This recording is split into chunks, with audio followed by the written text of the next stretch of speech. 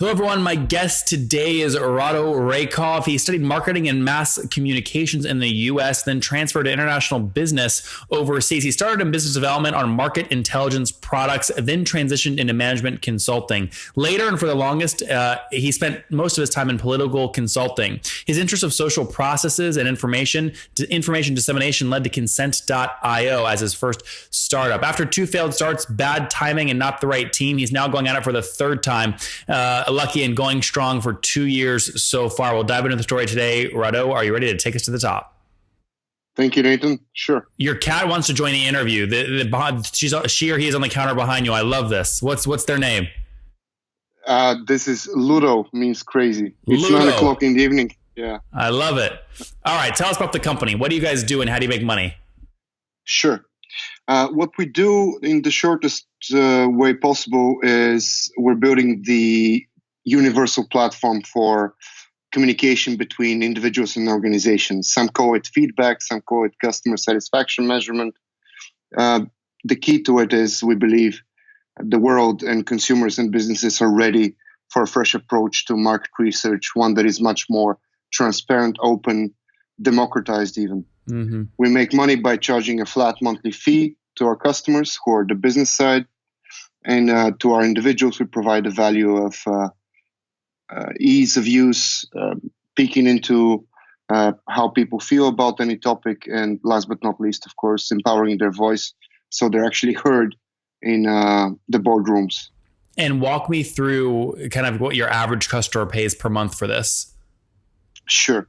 Most of our customers pay in the range of starting from $300, let's say dollars or euro, up to $3,000, depending on the scope of the topics that they want to have real-time analytics and sentiment analysis on. So would you say 300 or 400 bucks is a fair average, or is it closer to 3,000?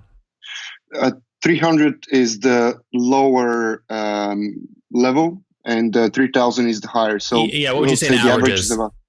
An average is about 1,500. Okay, very good. So good. You're kind of mid-market, pushing enterprise space with these price points. When did you launch the company? What year? We launched the company a year and a half ago, and we incorporated in Amsterdam towards end of last summer. Okay, so 2017-ish. And what have you scaled to today in terms of total customers? We're approaching about 10 total customers from different segments and industries, also different geographical markets. Okay. With some in retail, banking services, media.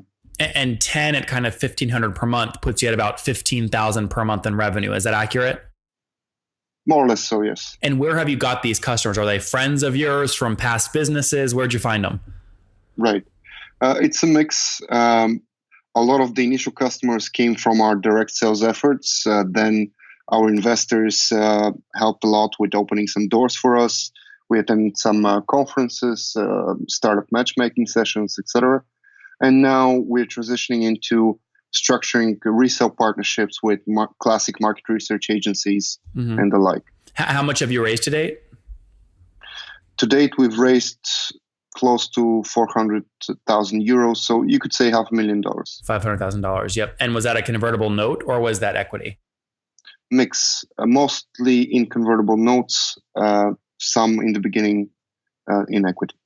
So you've done kind of both. And is it do you have good insight yet into economics like churn and customer acquisition cost, or is it too early? On one hand, it's too early. On the other hand, because the specifics of our service, churn is high at the very beginning of projects and integrations or pilots or proof of concepts. But once we're in for the longer term, because of course, dealing with data and analytics, it all accumulates. So the cost of exiting the service becomes increasingly higher the more time is spent in it. Yeah. So have you lost any customers yet? One. Okay, you lost one. So 1 out of 10, call it, would be 10%, churn annually. Sure. Although I wouldn't make any averages based on that. Yeah. Well, obviously it's a very, very small cohort, but something's better than nothing, sure. Right? What is it costing you to acquire these customers fully weighted? Well, so far, as I mentioned, the main driver of customer acquisition is the operating expenses of the business development team. We have hardly engaged in any marketing, such as online marketing, advertising, and the likes. But we plan to transition more heavily into that by the end of the year. Even though if you consider the salaries you're paying to the biz dev people divided by the number of new customers they bring, get a CAC. I would say between 1,500 to 2,000, 2,500, somewhere around that figure. And then they're paying on average $1,500 a month. So what, your payback is a month or two? Sure. Is that your payback period? Yes. It's so far it's been very clear based on initial interest whether a potential customer requires further follow-ups and structuring some customizations, demos, etc. This is why I believe our cost of acquiring customers is, we consider, fairly competitive. What's the team size today? 10 people. 10. Okay. And where's everybody based? Half of the team is here in Amsterdam. The other half is in our ex-native market in Sofia, Bulgaria. The product development team in Sofia and all business development operations are out of Amsterdam. Okay, very good. So Bulgaria and Amsterdam mainly. And then, I mean, so where do you see the company going over the next 12 months? What do you want to grow at?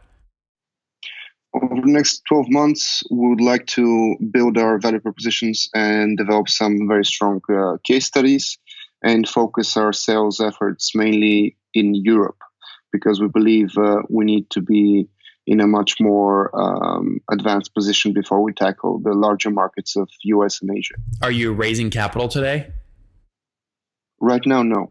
No? Okay. We plan to reopen fundraising within the next 9 months, let's say. Okay. And how much would you like to raise ideally? Well, if we manage to reach our targets, I believe we'll be in a position to both need and argument, let's say, seed round in a more US volume, like $1 million, $1.5 million. Okay. And what valuation would you hope to raise at? We never do fundraising for valuations that would not allow us to part with absolute maximum of 15 to 20% of the equity in the form of convertibles or straight up equity deals. Yeah. So if you're selling $1 million of the company, you'd want to do that at a minimum $4 million valuation to sell 20%. Sure. More like 5, but yeah. Okay. Interesting. And you think you need to grow revenue to how much in order to get a $5 million valuation? Well, we're noticing there's a big discrepancy between the US and European capital cultures, let's say, when it comes to startups. Usually the rates in Europe are half of what would be considered average in the US. And then that is mostly valid for London and Berlin when it comes to the strong but a bit more risk-averse ecosystems such as the Netherlands or even France. That figure goes down by half again. Yeah, Rado, my question is, if you raise in the States, what do you think you have to grow revenue to in order to get a $5 million valuation? We plan to reach at least a 50,000 monthly recurring revenue before we open our next round. Okay, so hopefully maybe by the end of this year, maybe Q1, Q2 next year. Sure. That's great. Now, tell me, before we wrap up, tell me, you have some failures before this one. What were the 2 other ideas and why didn't they work? The 2 other ideas had to do with location-based services and also somewhat data gathering and analytics. They didn't work because of a mix of underfinancing, not a good enough team or a team that has a good enough fit, and very, very valid reason also timing, because the dissemination of both smartphones and mobile internet monthly packages bought by people was not there yet. Yep. It makes good sense. It sounds like you're onto something now, though. You've got good revenue coming in. Let's wrap up here with the famous 5. Number 1, what's your favorite business book? Don't have one. Number 2, is there a CEO you're following or studying? Sure. I believe Elon Musk is a hero for us all, isn't it? Number 3, what's your favorite online tool for building your business?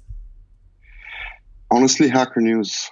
I just get a lot of inspiration and insights from there. Number 4, how many hours of sleep do you get every night? That is a very tough question. Let's say between 5 and 7. Okay, so we'll call it 6 on average. And what's your situation? Married, single, you have kids? Not married, but not single. Okay. Long-term relationship committed. Not married and any kiddos? No, not just 2 cats. For now. 2 cats. All right, Ludo and another one. And how old are you? I didn't catch that last one. Sorry. How old are you? Oh, I'm turning 36 this August. 36. Okay, last question. What do you wish your 20-year-old self knew? Oh, a bit more on how much I didn't know. There you guys have it. He wishes he knew how much he didn't know back in the day. He's gone through 2 kind of failed startups where he learned. Now he's building Consent.io, launched in 2017 with his team of 10 people based between Amsterdam and Bulgaria and other locations in the UK. Currently serving 10 customers, doing about $15,000 a month in revenue. They've only lost 1 customer since they've turned on revenue about 6 to 12 months ago, spending about $1,500 to acquire the customer, mainly through their business development person. It's too early for other economics, but again, growing, hopefully growing to grow to about 50 grand per month in revenue in the next 9 to 12 months. So we can go out and raise $1 million on a $5 million valuation. Let's see what happens. Rado, thank you for taking us to the top. Thank you, Nathan.